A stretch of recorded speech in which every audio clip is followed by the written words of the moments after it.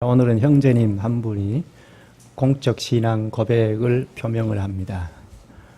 누가 공적인 신앙 고백을 하는가, 혹은 누가 세례를 받는가 하는 것일 수도 있고, 또 혹은 누가 성찬에 참여하는가 하는 것과도 관련이 있습니다. 이 내용을 오늘 성경으로 돌아가서 몇 구절을 찾아보면서 정리하는 시간을 가졌으면 합니다. 공적 신앙 고백을 하기 위하여 먼저 하나님 앞에 나와야 하죠. 하나님 앞에 나와서 공적 신앙 고백을 표명하면 하나님의 교회에 입회하게 되어 교회원으로 살게 됩니다. 그럼 하나님께서 이 교회원들을 보호하시고 또 이끌어 가십니다. 영광의 나라에 이를 때까지 인도해 가십니다. 따라서 이 교회에 입회하는 공적 신앙 고백을 한다는 것, 혹은 세례를 받는다는 것, 혹은 지금도 여전히 성찬에 앉는다는 것은 굉장히 중요합니다. 저 길 가다가 전도하는 것을 받아서 내가 그리스도를 믿는다, 영접했다, 그러니 나는 구원의 백성이다 하고 그치면 이거는 올바른 구원의 신앙이 아닙니다. 이렇게 가르친 우리나라 교회적 현실 때문에 참 딱한 일인데요.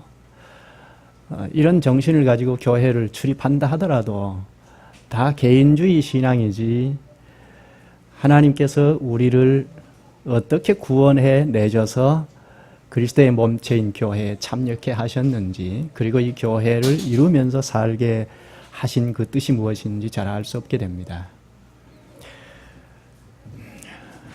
우리가 공적 신앙 고백을 하기 위하여 먼저 하나님 앞에 나와야 하는 것이 있죠. 그런데 우리가 하나님 앞에 아무나 나올 수 없습니다. 우리 스스로는 하나님 앞에 올 수 없습니다. 우리는 다 죄로 말미암아 지적인 기능부터 치명적인 손상을 입었기 때문에 하나님을 알고 스스로 찾아 나올 수가 없습니다.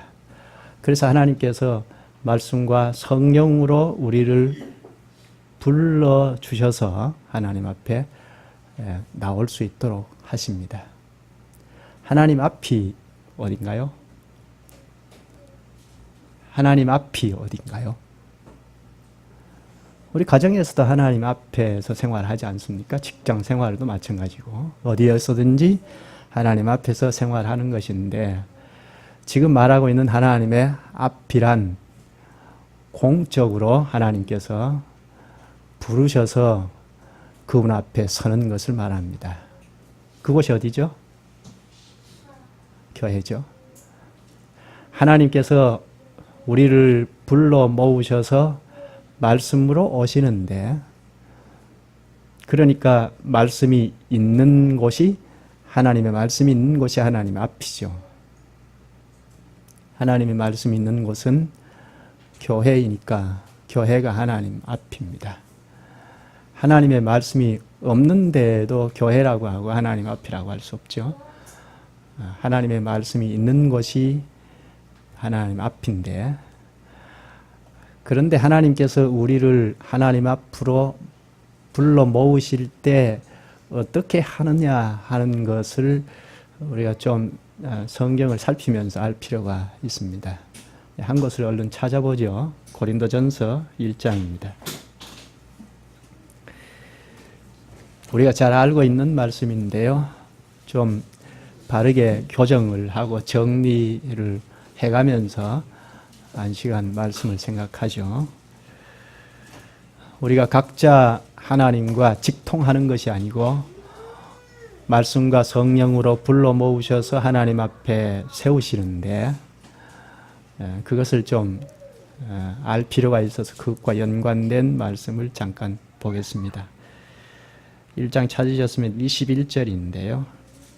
하나님의 지혜에 있어서는 이 세상이 자기 지혜로 하나님을 알지 못하므로 사람 스스로는 하나님을 알지 못한다, 믿지 못한다는 것입니다. 그래서 하나님께서 전도에 미련한 것으로 믿는 자들을 구원하시기를 기뻐하셨도다.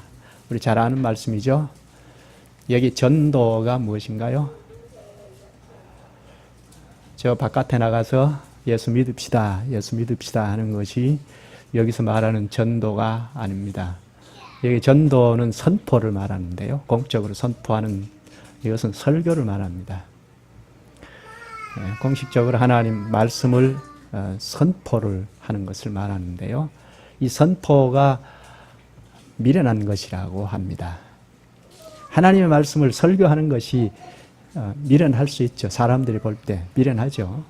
그런데 이 말씀을 듣는 자들, 그래서 믿는 자들을 구원하시기를 기뻐하셨도다 하죠. 이렇게 선포된 말씀을 듣고 우리가 각자 삶의 현실로 돌아가서 우리 교회에 와보라고, 복음이 있다고, 우리 교회가 하나님의 말씀이 있다고 하고 전해서 데리고 오지 않습니까? 이렇게 해서 데리고 와서 하나님의 이 선포된 이 전도를 듣고 믿음을 갖게 됩니다. 그러니까 믿음이 있건 없건 믿음이 없는 사람도 데리고 올 필요가 있죠. 그 사람 성격이 어떻고 그 사람 현재 형편이 어떤지 상관치 않고 교회 나올 자격이 있다고 하고 데리고 나오죠. 그래서 데리고 나오면 선포되는 이 말씀을 듣고 믿음이 없는 자도 믿음이 생깁니다. 그러니까 도무지 믿을 수 없다, 믿어지지 않는다는 사람도 말씀을 자꾸 들으면 믿음이 생깁니다. 로마서 10장 17절에 말씀하셨죠. 믿음은 들음에서 나며 들음은 그리스도의 말씀으로 말미암느니라. 여기 들음은 들려지는 것을 말하는데요. 들려지는 것은 설교입니다.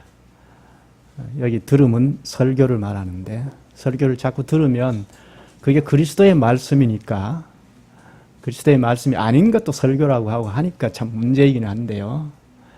그리스도의 말씀이라면 들으면 믿음이 없는 사람도 믿음이 생기고 믿음이 연약한 사람도 점점 믿음이 강화됩니다. 이렇게 하나님께서 혹은 그리스도께서 말씀을 선포하게 하시고 그리고 성령으로 불러 모으시는데 사람을 다 심부름시켜서 하십니다. 말씀 전하는 자도 사람이고 또 그 전한 말씀을 깨닫고 돌아가서 삶의 현실에서 우리 교회 좀 와보라 하고 전도를 하는 이것도 사람이다 하죠. 하나님께서 이렇게 사람을 보내셔서 우리를 불러 모으십니다. 따라서 제일 중요한 것이 무엇인가요? 설교이죠. 하나님의 말씀을 전한다는 이것이 굉장히 중요하죠. 하나님의 말씀, 그리스도의 말씀이 선포가 되면 이 말씀을 듣는 사람들이 깨닫고 돌아가서 우리 교회 좀 와보라고 하고 불러 모으시는 하나님의 수종 노릇을 할 수 있고 또 믿음이 없는 사람이 여기 와서 믿음이 생기고 믿음이 희미한 사람도 더 강화되고 성장하게 되고 그래서 한 세상 살아가는 동안 마땅히 할 일을 하게 됩니다. 따라서 하나님의 말씀을 전한다는 설교가 굉장히 중요하죠. 전하는 자의 목사의 책임도 있고 듣는 우리도 책임의식을 가지고 깨달아야 하겠다는 책임의식을 가지고 들을 필요가 있죠. 이만큼 설교가 중요한데요. 이렇게 해서 믿음이 발생이 된 자를 뭐라고 합니까 우리가? 믿음이 없던 사람이 믿음이 생겼습니다. 하나님도 믿어지고 예수 그리스도께서 나의 죄를 대속해 십자가에 죽으셨다 하는 것도 믿어지고 그래서 그리스도의 말씀대로 살고자 합니다. 이런 사람을 뭐라고 합니까 우리가? 성경적으로 말하기를 하나님의 자녀라고 하죠. 하나님의 백성이라고 하고 또 언약민이라고 하고 또 교회원이라고 하기도 하고 하나님 안 믿는 사람도 교회 와서 교인으로 살고 있는 이런 형국이니까 좀 어려운데 아무튼 하나님 자녀, 하나님 백성, 언약민, 구원의 백성, 생명 있는 자 이런 자를 성경에서 뭐라고 하는가 잠깐 좀 볼까요? 야고보서 1장입니다. 얼른 찾아보시죠. 하나님의 자녀를 뭐라고 하는가? 생명 있는 자를 뭐라고 하는가? 우리가 잘 아는 말씀인데요. 우리가 어떻게 하나님의 자녀가 되었는지를 가르칩니다. 야고보서 1장 찾으셨으면 18절입니다. 그가 그 피조물 중에 우리로 한 첫 열매가 되게 하시려고 자기의 뜻을 따라 진리의 말씀으로 우리를 낳으셨느니라.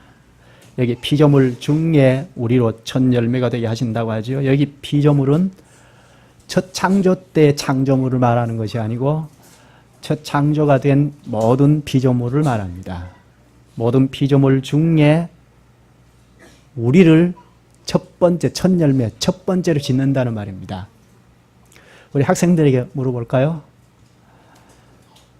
하나님께서 맨 처음에 천지 만물을 지으실 때, 사람까지 지으실 때 맨 먼저 무엇을 만들었죠? 네, 이렇게 물을까요? 사람을 먼저 만들었습니까? 자연 만물을 먼저 만들었습니까? 그렇죠. 자연 만물을 먼저 만들고 사람은 나중에 만들었죠. 그런데 여기 두 번째 창조를 말합니다. 여기 피조물 중에 우리로 첫 열매, 처음 창조한다. 둘째 창조. 구원의 사역이라고 하기도 하는데요. 두 번째 창조는 우리를 첫 번째로 지으신다고 하죠. 첫 창조 때는 만물을 먼저 짓고 사람을 그 다음에 지었는데, 마지막에 지었는데, 두 번째 창조는 사람을 첫 번째로 짓는다고, 첫 열매로 짓는다고 하죠.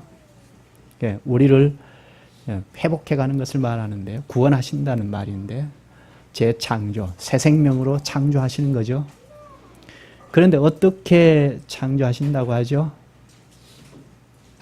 진리의 말씀으로 우리를 낳으셨다고 합니다. 출생 방식을 써서 말씀하죠. 하나님께서 우리를 말씀으로 낳았다고 합니다. 우리가 어떻게 여기까지 오게 되었는가? 그래서 신앙 고백을 하고 교회원으로 구원의 백성으로 하나님 자녀로 살게 되었는가? 하나님께서 출생하셨다는 것입니다. 무엇으로요? 말씀으로 낳으셨다는 것입니다. 이렇게 보면 첫 창조 때와 똑같죠. 처음 창조하실 때, 만물을 지으실 때 무엇으로 지으셨죠? 말씀으로 지으셨죠. 하나님은 언제나 어느 시대나 말씀으로 오셔서 첫 창조도 하시고 두 번째 창조를 하실 때도 구원을 일으키실 때도 기이하신 말씀으로 하십니다. 말씀이 중요하다는 것입니다. 베드로전서 1장 23절에 보면 거듭난 것은 살아있고 항상 있는 하나님의 말씀으로 되었느니라. 한 곳을 또 찾죠. 베드로전서 2장입니다. 우리가 잘 아는 말씀인데 잘 정리하시면 좋겠습니다. 베드로전서 2장. 지금 말씀이 얼마나 중요한가 하는 것을 보고 있는데요. 베드로전서 2장 찾으셨으면 2절을 보겠습니다. 갓난 아기들 같이 순전하고 신령한 젖을 사모하라. 이는 그로 말미암아 너희로 구원에 이르도록 자라게 하려 함이라. 여기 신령한 젖은 하나님의 말씀인 것은 우리가 잘 압니다. 이 말씀이 우리를 어디까지 이끌어간다고 하죠? 구원에 이르도록 자라게 하려 함이라 했는데요. 여기 구원, 이는 중생을 말하는 것이 아니고 이제 거듭났다 그 말이 아니고 완결되는 구원입니다.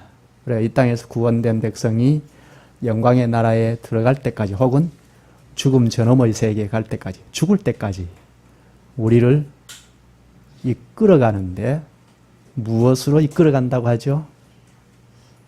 무엇으로 자라가게 한다고요? 신령한 젖. 신령한 젖은 말씀인 것을 우리가 잘 압니다.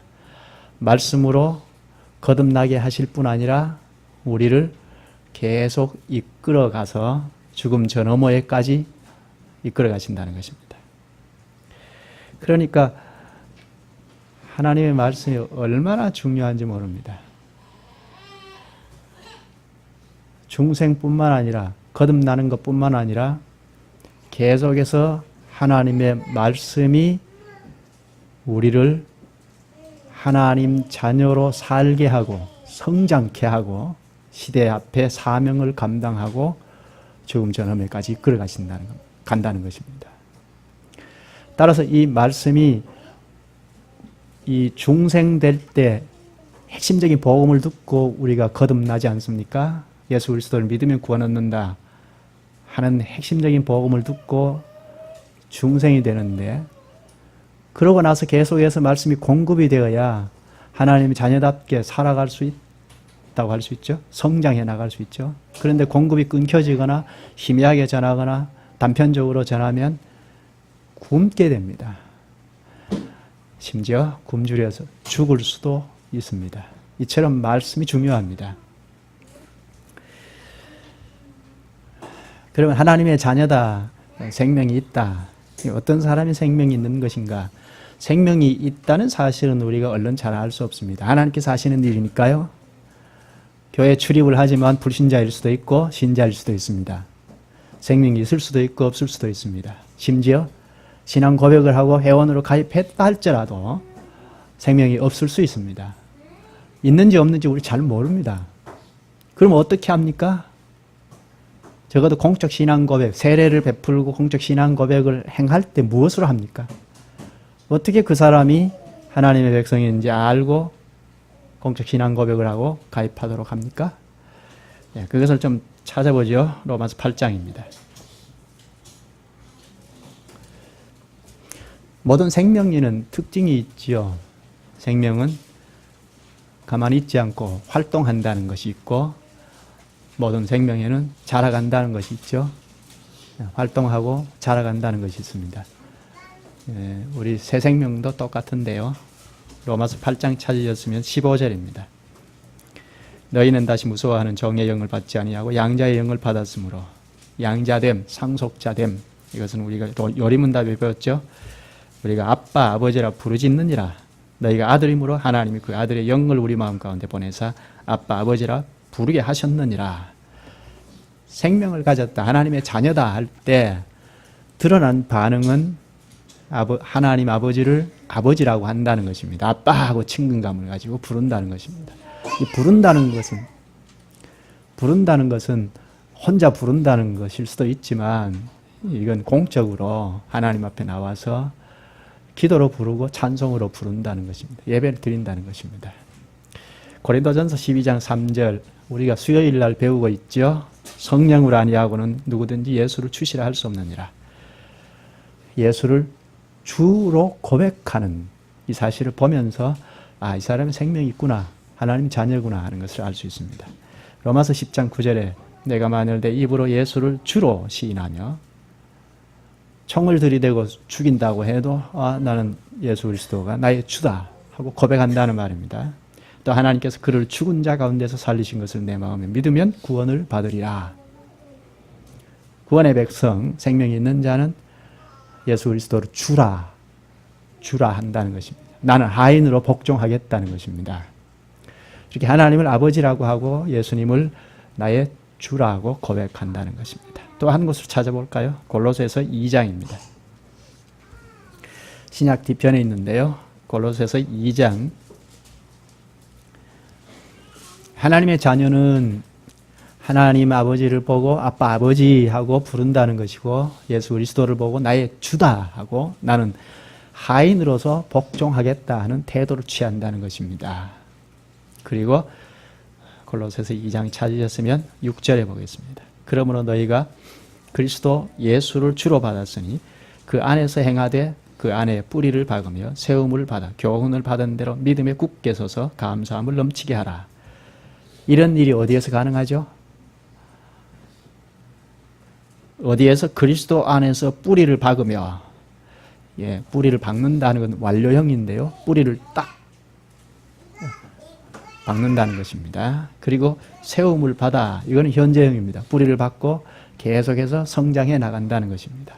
그 다음에 교훈을 받은 대로, 하나님의 말씀과 교훈을 받은 대로 믿음에 굳게 서서 감사함을 넘치게 하라. 이게 어디에서 가능합니까? 주님의 교회에서 가능하죠. 하나님의 말씀이 전해지는 교회에서 가능합니다. 또 하나는 성령의 인도를 따라서 살고자 합니다. 하나님의 자녀라면 로마서 8장 14절에 무릇 하나님의 영으로 인도함을 받는 사람은 곧 하나님의 아들이라. 성령 하나님의 인도를 받아 살고자 한다는 것입니다. 전에는 자기 뜻대로 자기 힘대로 살았는데 이제는 그 내려놓고 성령께서 가르쳐 주시는 대로 살고자 한다는 것입니다. 생명 있는 자 하나님의 자녀에게는 하나님 아버지를 아빠 아버지라 부르고 예수님을 나의 주라고 하고 성령 하나님의 인도를 쫓아 산다는 것이 있습니다. 또 요한 1서 2장 15절에 보면 이 세상이나 세상에 있는 것들을 사랑하지 말라. 누구든지 세상을 사랑하면 아버지의 사랑이 그 안에 있지 아니하니 세상을 사랑하지 않는다고 합니다. 또 하나님의 백성이니까 하나님을 사랑한다는 것을 요한서신에서 아주 많이 이야기합니다. 고린도전서 8장 3절에도 또 누구든지 하나님을 사랑하면 그 사람은 하나님도 알아주시느니라 합니다. 이렇게 세상을 사랑하지 않고 하나님을 사랑합니다. 하나님을 사랑하니까 하나님을 사랑하는 형제들, 옆에 있는 형제들끼리도 사랑합니다. 요한일서 3장 10절에 이러므로 하나님의 자녀들과 마귀의 자녀들이 드러나나니 그 형제를 사랑하지 아니하는 자는 하나님께 속하지 아니하느니라. 하나님을 사랑하는 형제를 사랑하게 되어 있습니다. 얼른 찾아볼까요? 교회가 사실 그랬는가 하는 것. 최초의 교회인데요. 사도행전 2장입니다. 한번 찾아보시죠. 세상을 사랑하지 않고 하나님을 사랑하는 형제들과 상호 밀접하게 사랑했다는 사실을 사도행전 2장에서 가르쳐주고 있습니다.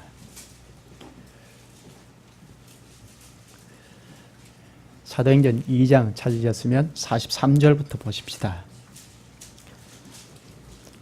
사람마다 두려워하는데 사도들로 말미암아 기사와 표적이 많이 나타나니 성령의 역사가 현실적으로 막 일어났습니다. 44절 믿는 사람이 다 함께 있어 다 함께 있다는 건 한 몸임을 공고히 한 거죠. 모든 물건을 서로 통용하고 형제들의 생활까지도 서로 통용하는 교회의 자태를 보입니다. 45절 또 재산과 소유를 팔아 각 사람의 필요를 따라 나눠주며 교회원으로 받았으면 상호 책임지고 간다는 이 사실을 현실적으로도 드러냈습니다.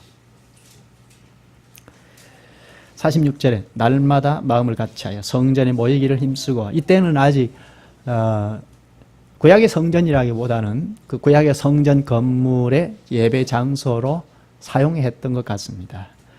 마음이 한 곳으로 집중되어 있다는 것을 알 수 있는데요. 제각각이 아니고 한 곳에 마음이 집중되어 있습니다. 그리고 집에서 떡을 떼며 기쁨과 순전한 마음으로 음식을 먹고 먹는 것까지 나눠 먹습니다. 하나님을 사랑하고 가는 사람은 하나님을 사랑하고 가는 이웃을 사랑하게 되어 있습니다. 그래서 교회가 돈독하게 잘 서가면 우리가 먹을 것도 자꾸 나눠 먹으려고 싸가지고 오지 않습니까? 지난번에도 누가 감자를 한 보따리 싸왔는데 이것도 하나님 사랑하는 현실적인 표현이죠. 형제를 사랑하게 되어 있습니다. 전에도 먹는 것을 나누어 먹고 했을지라도 이제는 동기가 다릅니다. 우리의 살붙이를 사랑하게 된다는 것입니다. 먹는 것부터가 참으로 생의 목표와 의미를 깨달은 사람들이 함께 나눠 먹습니다. 하나님을 사랑하고 형제를 사랑하는 현실은 교회에서 드러나는데요. 요한 1서 1장 5절에 보면 요한 2서 1장 5절에 서로 사랑하자 한 다음에 6절에 또 사랑은 이것이니 우리가 그 계명을 따라 행하는 것이요 하나님의 계명을 지킨다는 것입니다. 하나님을 사랑하고 형제를 사랑하는 또 하나의 현실은 하나님의 계명을 지킨다는 것입니다. 요한 1서 5장 3절에는 하나님을 사랑하는 것은 이것이니 우리가 그의 계명들을 지키는 것이라 그의 계명들은 무거운 것이 아니로다 합니다. 주님의 계명을 누가 무겁다고 했습니까? 하나님의 자녀라면 못 지켜서 한이죠. 하나님의 계명을 지키지 못해서 한입니다. 아쉽고 안타깝고 하죠. 이게 하나님의 자녀의 특징입니다. 지금까지 생각한 또 찾아본 이 말씀들의 요지는 무엇인가요? 하나님의 말씀에서 다 나온 것 아닙니까? 따라서 하나님의 자녀는 하나님의 말씀을 쫓아간다는 것입니다. 한마디로 집약하면 그렇습니다. 하나님의 말씀을 자꾸 쫓아가는, 하나님의 말씀을 잘 받는다는 것입니다. 이것이 생명이 있음을 혹은 하나님의 자녀임을 입증하는 것입니다. 이런 사람이 세례를 받고 또 공적 신앙 고백을 합니다. 누가 세례를 받고 누가 공적 신앙 고백을 하는가? 하나님의 말씀을 잘 받는 사람입니다. 마가복음 16장 15절에 보면 만민에게 복음을 전파하라. 믿고 세례를 받는 사람은 구원을 얻을 것이요 했습니다. 하나님의 복음을 믿고 세례를 받으면 구원 얻는다고 했습니다. 사도행전 2장 38절에도 너희가 회개하여 각각 예수 그리스도의 이름으로 세례를 받고 죄사함을 받으라. 그리하면 성령을 선물로 받으리니 합니다. 믿고 세례를 받으면 성령이 우리와 함께 하십니다. 이렇게 가르치는 성경의 전체의 그 중심을 우리가 믿고 나가는 소요리 문답에서 뽑아서 어떤 사람에게 세례를 주는가 혹은 공적 신앙 고백을 하게 하는가 하는 것을 가르쳤는데요. 소요리 문답 95문에 보면 세례는 어떤 사람에게 베푸느냐? 세례는 보이는 교회 밖에 있는 자에게 베풀지 않으며 그들이 그리스도를 믿고 그에게 복종하겠다고 고백할 때 비로소 베풀며 보이는 교회 회원의 유아들이 받습니다. 교회 밖에 있는 사람은 베풀지 않는다고 합니다. 불신자는 베푸지 않는다는 것입니다. 그리고 믿고 그리스도께 복종하겠다는 사람을 세례를 베풉니다. 혹은 공적 신앙 고백을 행합니다. 이것을 보면 이 세례는 믿는 사람이냐 안 믿는 사람이냐 하는 것을 나누어 놓는 거죠. 세례는 믿지 않는 사람과 불신자와 신자를 나누어 주는 표식입니다. 다른 말로 교회 담이죠. 교회가 담이 있지 않습니까? 우리 가정도 다 담이 있는데요. 대문이 있죠. 그래서 아무리 이웃이 친밀하다고 해도 불쑥불쑥 그냥 왕래하지 않지 않습니까? 이게 가정의 담벼락인데요. 교회도 그렇습니다. 워낙 우리나라 교회적 현실은 아무나 오라 해서 그건 바람직하죠. 아무나 와야죠. 그런데 입회하는 것도 아무나 합니다. 아무나 해놓고는 아무런 책임도 지지 않습니다. 그러니까 담을 허물어 놓고 교회를 이루니까 교회원이 되어도 천국 백성인지 아닌지 구분이 안 됩니다. 세례받은 거 그 형식적으로 하니까 이 사람이 정말 생명이 있는지 아닌지 구분이 안 됩니다. 담을 허물어 놨기 때문에 그렇습니다. 그 담은 명확한 담은 세례를 베푸는 것, 성찬을 행하는 것이 담인데요. 권징을 행하는 것도 마찬가지입니다. 세례를 합당하게 주고받고 공적 신앙 고백을 합당하게 주고받으면 세상과 교회와 뚜렷이 선을 그어줍니다. 세례는 교회와 교회 바깥을 구별짓는 표식입니다. 그래서 세례 혹은 이제 구약의 할례도 그런데요. 언약의 표징이라고 하지 않습니까? 세례나 할례는 언약의 표징입니다. 하나님께서 약속하신 것을 내가 믿는다. 신약에는 예수 그리스도께서 십자가에 죽으신 것을 믿으면 구원한다 하는 그 약속을 내가 믿는 것을 말하는데요. 그렇게 약속을 굳게 믿는 자에게 세례를 베풀고 공적 신앙 고백을 행합니다. 구약의 할례를 베풀 때도 마찬가지였습니다. 하나님께서 아브라함에게 찾아오셔서 이 언약의 표식을 할 때 짐승을 잡아놓고 이렇게 양쪽으로 쪼개놓고 그 사이로 횃불이 지나갔다고 했는데요. 하나님이 지나가셨다는 뜻인데요. 창세기 15장에 나옵니다. 우리가 이미 배운 내용인데 이렇게 쪼갠 고기 사이로 지나가면서 언약 체결식을 행하셨는데 이것은 만약에 언약을 어긴 당사자는 이 쪼개진 짐승처럼 죽는다는 것입니다. 첫째는 하나님께서 반드시 언약을 지키겠다는 것입니다. 언약을 깨뜨리고 나가는 자가 아닌 이상 하나님께서 끝까지 책임지시고 영광의 나라에 데려가신다는 것입니다. 하나님 노릇 끝까지 해주신다는 거죠. 그렇다면 거기에 응한 언약을 지키겠다고 응한 자라면 그 하나님은 언약을 깨뜨릴 수 없죠. 언약을 깨뜨리지 않는 이상 구원의 백성입니다. 하나님의 자녀입니다. 만약에 언약을 깨뜨리고 나가면 징계가 따릅니다. 문책이 있습니다. 히브리서 12장 8절에 징계가 없으면 사생자요 참 아들이 아니라고 했습니다. 만약에 언약을 파기하고 나가버렸는데 교회에서 서약을 하고 언약을 지키겠다고 하고 공적 신앙 고백을 하고 혹은 세례를 받고 성찬에 앉고 했는데 그 언약을 지키지 않고 파기하고 나가버렸습니다. 그런데 아무런 문책이 없습니다. 징계가 없습니다. 그러면 히브리서 12장 8절에 말씀하신 것처럼 참 아들이 아니라는 것을 선언하는 것입니다. 한 것을 찾아보죠. 마태복음 13장입니다.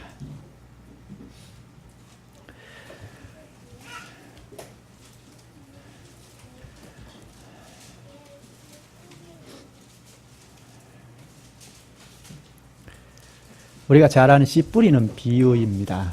예수님께서 직접 씨 뿌리는 비유를 하시고 그리고 그 비유를 해석해 주셨는데요. 예수님이 비유를 하시고 해석해 주신 일이 잘 없는데 여기 13장에서는 해석을 하십니다. 13장 찾으셨으면 19절부터 보겠습니다. 19절부터 보죠. 아무나 천국 말씀을 듣고 깨닫지 못할 때는 악한 자가 와서 그 마음에 뿌려진 것을 빼앗나니 이는 곧 길가에 뿌려진 자요. 길가에 뿌려진 여기 씨앗은 천국의 말씀을 말하죠.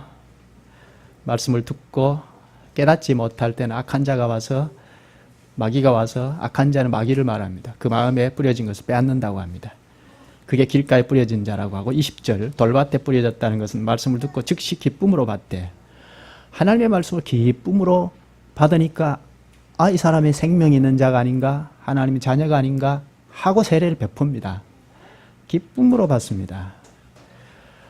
기쁨으로 하나님의 말씀을 받으니까 세례도 베풀고 공적 신앙 고백도 하고 또 성찬에도 앉습니다. 그런데 그 밑에 21절 그 속에 뿌리가 없어 잠시 견디다가 말씀으로 말미암아 환난이나 박해가 일어날 때에는 곧 넘어지는 자요. 뿌리가 없으니까 넘어져 버립니다. 이것은 구원의 신앙이 아니라는 것입니다. 일시신앙입니다. 말씀을 기쁨으로 받는 사실을 보고 세례도 베풀고 공적 신앙 고백을 하고 입회합니다. 구원의 백성이다 합니다. 그런데 나중에 뿌리가 없어서 떠나버립니다. 그런 자는 일시신앙이었다 하는 것입니다. 신앙에 여러 종류가 있죠. 기적신앙도 있고 일시신앙도 있습니다. 구원의 신앙은 아니었다는 것입니다. 22절에 가시떨기에 뿌려졌다는 것은 말씀을 들으나 세상의 염려와 재물의 유혹에 말씀이 막혀 결실하지 못하는 자요. 이런 자도 마찬가지입니다. 결실하는 자는 좋은 땅에 뿌려졌다는 것인데요. 이렇게 결실하지 못하는 신앙도 있습니다. 신앙이면 다 구원의 신앙이 아니고 일시신앙이 있다는 것입니다. 말씀으로 기쁨으로 받으니까 그가 하나님 자녀가 아닌가 생명 있는 자가 아닌가 할 수 있습니다. 그런데 떠나버립니다. 일시신앙이었다는 것입니다. 지금 언약의 표징을 이야기하다가 좀 곁길로 갔는데요. 할례나 세례는 언약의 표징입니다. 할례는 생식의 표피를 잘라내는 거 아닙니까? 이것은 옛사람을 잘라내버린다 하는 표시인데요. 옛사람은 없다 하는 것입니다. 세례는 물로 하지 않습니까? 물에 잠그는데요. 이것은 옛사람을 물에 담겨 죽는다 하는 뜻입니다. 옛사람은 죽어 없어졌다는 뜻입니다. 그러니까 세례를 받은 자는 옛사람은 죽어 없어지고 새 사람으로 자꾸 살아가는 것을 말합니다. 오늘날 세례를 무책임하게 주고받으니까 이런 일이 참 모호해졌는데요. 잘 드러나지 않습니다. 그리고 세례를 주고받고 무책임하게 사는 사람도 그냥 가만히 둡니다. 그 사람을 위하는 것이 아닌데 떠날까 봐 가만히 둡니다. 그래서 징계를 하면 또 떠나버리기도 하고 그쪽 교회에서는 받아버리고 이런 형국입니다.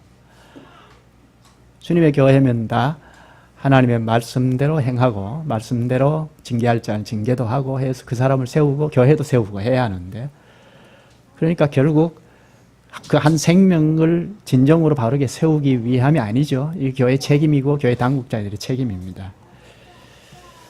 세례의 행위는 언약의 표징인데 언약의 말씀을 지키고 살겠다는 것입니다. 세상 사람처럼 살지 않겠다는 것입니다. 이런 현실이어야 당신 세례 받았습니까? 네, 받았습니다 하면 믿죠. 근데 세례를 받아놓고도 자기 힘대로 자기 꾀로 살고 하나님 말씀대로 살지 아니하면 이런 형국에서는 세례를 받았습니까? 하고 묻고 그것 가지고 입회하기가 참 어렵습니다. 우리는 그렇습니다. 공적 신앙 고백, 세례를 받고 공적 신앙 고백을 하고 교회원이 되면 이제 합당하게 그런 절차를 밟아서 교회원이 되면 과연 하나님의 자녀다 하는 것을 객관적으로 입증을 합니다. 확증을 합니다. 과연 주님의 자녀이다, 생명 있는 자이다 하고 교회가 보증을 합니다. 구원을 보증한다는 것입니다. 이렇게 해서 구원의 백성으로 살게 되니까 하나님의 은혜를 다 받아 누리는 사람이 되죠. 이런 영광의 자리에 이르게 되는데, 이런 자는 의무가 있습니다. 언약의 의무이죠. 언약에는 두 가지입니다. 언약에 참여한 영광을 얻었다는 것이고, 그리고 언약의 의무를 지킨다는 것입니다. 공적 신앙 고백을 할 때는 이 언약의 의무를 다하겠다는 서약을 합니다. 하나님께서 앞에서 언약의 체결식하는 거 잠깐 생각했듯이 하나님께서 이 교회에 매이셔서, 이 교회의 머리이신 그리스도께서 이 교회에 매이셔서 머리 노릇하시면서 우리를 보호하고 이끌어 가시죠. 하등에 매이실 뿐 아니지 않습니까? 그런데 이 교회를 매이십니다. 그래서 우리의 하나님 노릇해 주십니다. 그럼 우리는 그리스도의 수족들로서 참여한 우리는 여기에 매여서 사는 것이 당연한 일이죠. 누가 이 언약의 표징을 제정하셨는지 잠깐 살펴보십시다. 오늘 서두에서 읽은 본문인데요. 마태복음 28장입니다. 얼른 보죠. 세례를 제정하실 때 예수님께서 뭐라고 말씀하셨는지를 보면 좀 더 이해가 될 텐데요. 28장, 마태복음 28장 19절부터 보십시다. 그러므로 너희는 가서 모든 민족으로 제자로 삼아 아버지와 아들과 성령의 이름으로 세례를 베풀고, 너희는 가서 모든 민족으로 제자를 삼는 것이 먼저고, 복음을 전해서 제자를 삼고, 그리고 둘째는 그리스도를 믿음으로 받아들인 사람을 성삼위 이름으로 세례를 베풉니다. 이름 안으로입니다. 성삼위 이름 안으로 세례를 베풉니다. 이것은 삼위 이름이니까 삼위 하나님이죠. 삼위 하나님께 접붙인다는 것입니다. 삼위 하나님께 접붙이는 세례를 준다는 것입니다. 그 전면에 그리스도가 전면에 계시다면 그리스도께 접붙인다는 것입니다. 접붙이는 세례입니다. 이것은 하나님과 관계를 철두철미하게 갖기 시작했다는 것입니다. 세례를 베풀고 공적 신앙 고백을 한, 혹은 성찬도 마찬가지입니다. 그리스도와 밀접하게 붙어 있는 생애라는 것입니다. 그러니까 구원의 백성이죠. 그리스도와 함께 구원의 백성입니다. 20절 보시죠. 내가 너희에게 분부한 모든 것을 가르쳐 지키게 하라. 볼지어다 내가 세상 끝날까지 너희와 항상 함께 있으리라 하시니라. 이렇게 그리스도와 접붙여진 하나님과 이제는 밀접한 관계에 돌입한 자는 그리스도께서 가르치신 모든 것을 지킬 의무가 있습니다. 분부한 모든, 예수님께서 분부한 모든 것을 가르쳐 지키라 하죠. 예수님께서 분부한 것이 무엇일까요? 무엇인가요? 예수님께서 분부하신 것이 무엇인가요? 핵심적인 것은 계명과 교훈입니다. 예수님께서 계명을 가르쳐 주셨고 구약에 있는 계명을 재차 해석해서 가르쳐 주셨죠. 그리고 예수님께서 교훈하신 것입니다. 그런데 이 교훈과 계명을 가르치실 때 행하셨던 행적들, 이건 사복음서인데요. 이것이 예수님께서 분부하신 내용에 포함이 되죠. 사복음서. 그리고 예수님의 행적, 특히 십자가에 죽으신 부활, 승천, 이 사실들을 사도들이 가르쳤습니다. 가르친 것을 기록으로 남긴 것이 서신서이죠. 예수 그리스도의 사역을 설명한 내용이어서 설명계시라고 합니다. 서신서. 그리고 예수님 다시 오심도 기록한 요한계시록이 있죠. 이것이 다 예수님께서 분부한 것입니다. 또 누가복음 24장 44절에 보면 모세의 율법과 선지자의 글과 시편의 그리스도를 가리켜 기록된 것이라고 합니다. 여기 율법과 선지자의 글과 시편은 구약 성경을 말합니다. 구약 성경이 그리스도를 가리켜서 기록된 것이라 하죠. 그렇다면 구약 성경도 예수 그리스도의 분부하신 것이 포함이 됩니다. 그럼 무엇입니까? 신약과 구약 전체입니다. 66권 이 말씀이 예수 그리스도의 분부하신 이쪽 저쪽 전체라고 할 수 있습니다. 예수님께서 분부한 모든 것을 가르쳐 지키게 하라 하셨는데요. 왜 이렇게 분부한 모든 것을 가르쳐 지키게 하라고 하셨을까요? 우리가 하나님의 말씀을 잘 배우면 깨닫게 됩니다. 아, 이것이다 하고 붙잡게 되는데요. 그 순간 높은 위치에 서게 됩니다. 하나님의 말씀이 이것이구나, 이것이 옳다 하는 순간 심판의 자리에 앉게 됩니다. 그 외의 것은 안 받아들이기가 쉽습니다. 그러지 말라고 분부한 모든 것을 가르쳐 지키게 하라고 하신 것이라고 봅니다. 우리는 죄인이지 심판자가 아니지 않습니까? 그래서 하나님의 말씀을 잘 공급을 받으면 이모저모 공급을 받으면 아 이것이 옳다 하고 붙잡는데 거기서 자칫하면 높은 자리에 올라섭니다. 그래서 심판을 합니다.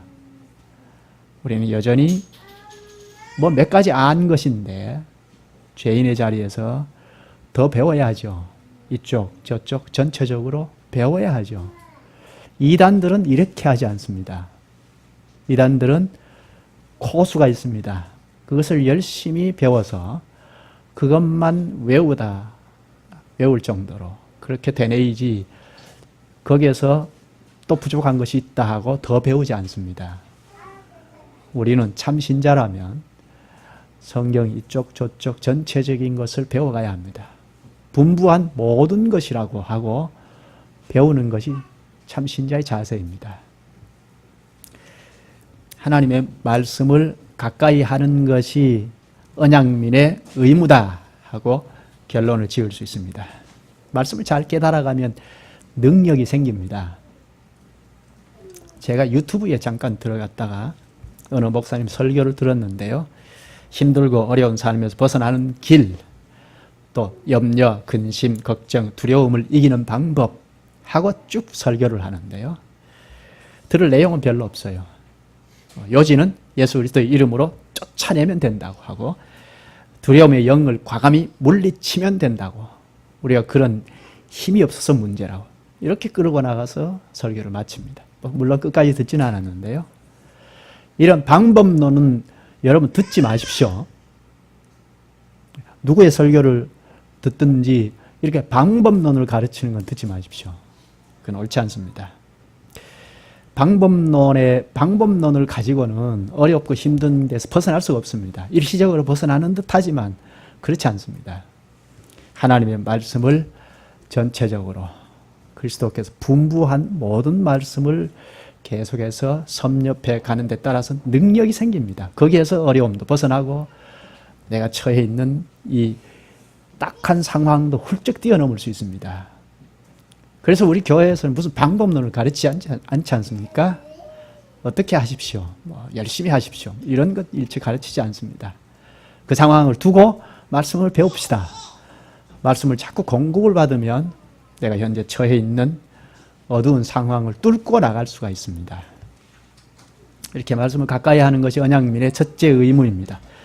에베소서 4장 13절에 우리가 다 하나님의 아들을 믿는 것과 아는 일에 하나가 되어 온전한 사람을 이루어 그리스도의 장성한 분량이 충만한 데까지 이르리니 합니다. 말씀을 가까이 할 때 우리 혼자서 공부를 열심히 하는 것, 그것도 물론 필요하지만 우리 그리스도의 몸을 이루어서 하나님의 교회에서 함께 그리스도를 알고 믿고 하는 것이 필요합니다. 세례는 무엇보다 그리스도와의 연합입니다. 로마서 6장 5절에 무릇 그리스도 예수와 합하여 세례를 받은 우리는 그의 죽으심과 합하여 세례를 받은 줄 알지 못하느냐.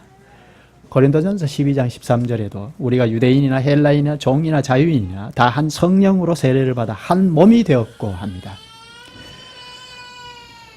하나님의 말씀을 차서 있게 전체적으로 잘 배우면 우리가 개체가 아니구나 하는 것을 얼른 깨달을 수 있습니다. 하나님께서 최초에 우리를 지으실 때 벌써 개별적으로 살도록 지으신 것이 아니고 아담의 후손으로 오고 오는 모든 사람들이 연합하여 하나님 나라 백성으로 하나님 나라를 일구어 살도록 의도하고 아담을 창조하셨습니다. 그런데 아담이 범죄함으로 다 개인적으로 돌아서 버렸는데요. 그래서 태어날 때부터 자기중심적으로 말하고 행동하고 하지 않습니까?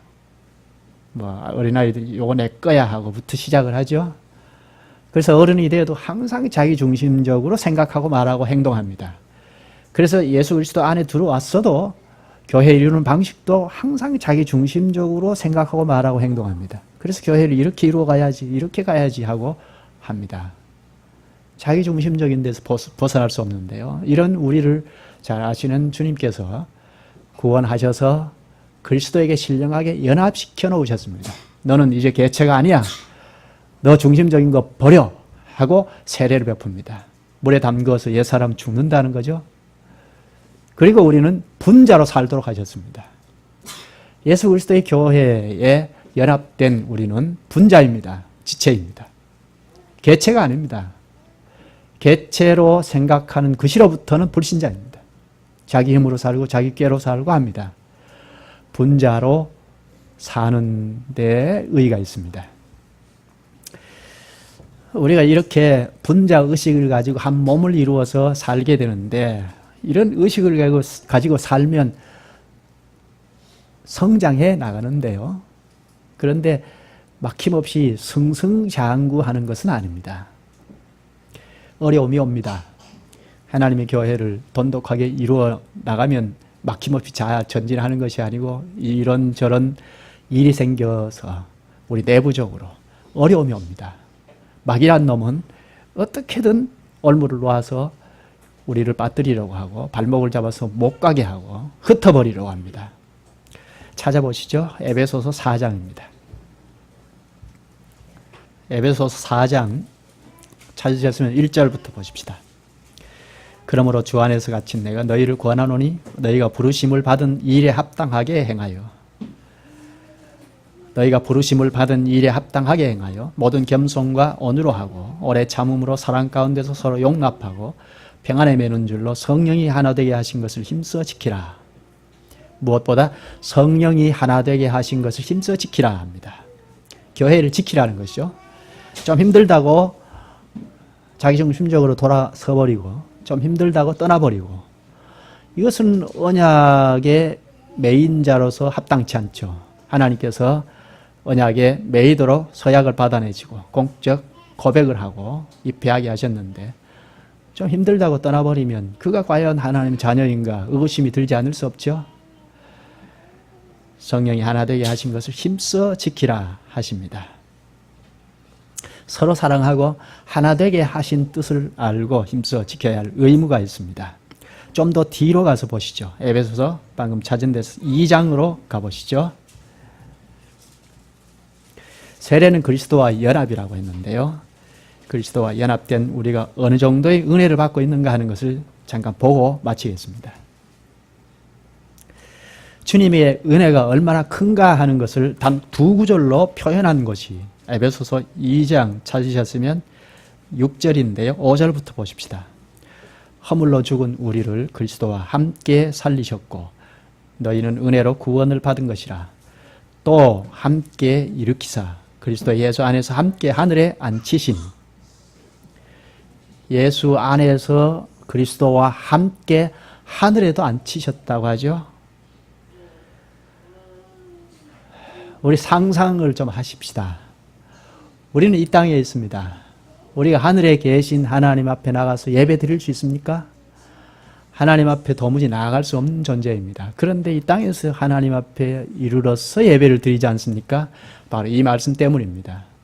예수 그리스도와 함께 하늘에도 앉힌 존재이기 때문에 예수 그리스도와 함께 하나님 앞에 이르러서 예배 드립니다. 이 땅에서 찬송하고 기도하지만 하늘에 이르러서 하는 것입니다. 그리고 하늘의 보좌 우편에 앉아 계시는 분이 그리스도가 아닙니까? 그리스도께서 하늘 보좌 우편에서 신령하게 연합된 교회를 머리로 삼으셔서 머리로 계시면서 다스리시죠. 말씀과 성령으로 다스리시는데 그 그리스도와 연합이 된 이 몸체 지체인 우리는 죽음 저 너머에 그리스도께서 계시는 세계로 갈 수 있죠. 무엇으로 갈 수 있습니까? 이 교회에 붙어 있는 한 그리스도께서 하늘 보좌 우편에 계신 거기에 이 교회가 신령하게 연합이 되어 있으니까 연결이 되어 있으니까 죽어도 그리스도에게 가는 것입니다. 교회가 이만큼 중요합니다. 참 교회라면 그리스도의 몸체라면 신령하게 연합이 된 몸체이니까 이 몸에 참여하고 있는 한 죽음 저 너머에도 갑니다. 이처럼 교회가 중요합니다. 그래서 16세기 개혁자들이 이 참교회를 떠나면 구원이 없다고 했습니다. 언약의 의무 문제는 다음 시간에 좀 더 생각하겠습니다. 오늘은 본질적인 것과 관련하여 한두 가지를 생각했는데요. 특히 예수님께서 본문에서 세례를 제정하실 때 당부한 말씀, 분부한 모든 말씀을 가르치는 것, 그리고 지키는 것, 이것이 우리의 의무라고 할 수 있습니다. 하나님의 말씀을 가르치고 그 말씀대로 지키고 가는 교회를 본문 20절에 보면 내가 예수님께서 세상 끝날까지 너희와 항상 함께 있으리라 하셨습니다. 기도하시죠. 거룩하신 주님, 주님께서 이 땅에서 영원히 죽음을 향하여 달리던 저희를 불러내셔서 하나님의 말씀을 듣게 하시고 믿음을 일으켜 주심으로 이렇게 저희가 이 세상을 뒤로하고 주님을 사랑할 수 있게 되었나이다. 특히 오늘 공적 신앙 고백을 하는 일 때문에 저희가 주님을 사랑하고 주님의 교회를 지키며 형제를 사랑했는지 또 형제를 사랑하는 심정으로 주님의 계명을 지키고 살았는지 돌아보게 되었나이다. 그리스도와 함께 하늘에도 앉혀주신 주님의 크신 은혜가 저희 교회에 풍성하여 주님께서 가르쳐 주신 말씀으로 전진하게 하여 주옵소서. 주님께서 가르쳐 주시는 대로 행하여 그리스도께서 항상 저희와 함께하는 임마누엘의 교회가 되게 하여 주시기를 원하옵나이다. 그리하여 죽어서 가는 자들과